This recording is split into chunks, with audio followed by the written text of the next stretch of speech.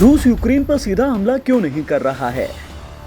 क्या रूस की सेना यूक्रेन से डरती है? क्या नाटो और अमेरिकी सेना के खौफ में है पुतिन? 21 फरवरी 2022 पुतिन की एक चाल दुनिया को हैरान कर देती है।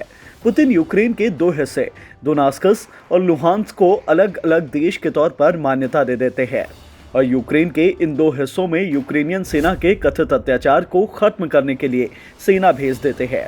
अब पुतिन की इस रणनीति पर गौर कीजिए। ये हम पहले भी देख चुके हैं अपने देश में इंदिरा गांधी के कार्यकाल में।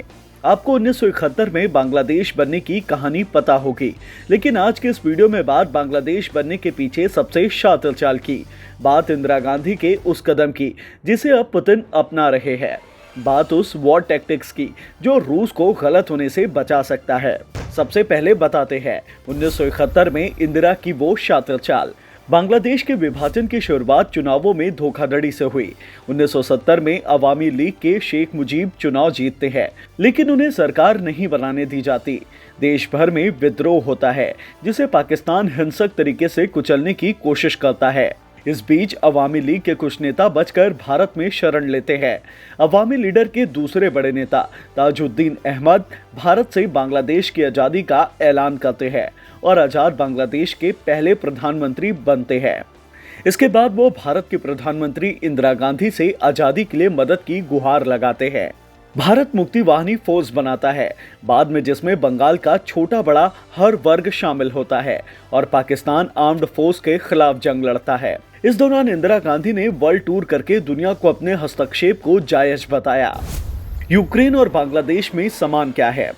बांग्लादेश में जो काम अहमद और सैयद नूरुल इस्लाम ने किया, वही काम यूक्रेन में पेशाचिक और पुशलिन ने किया।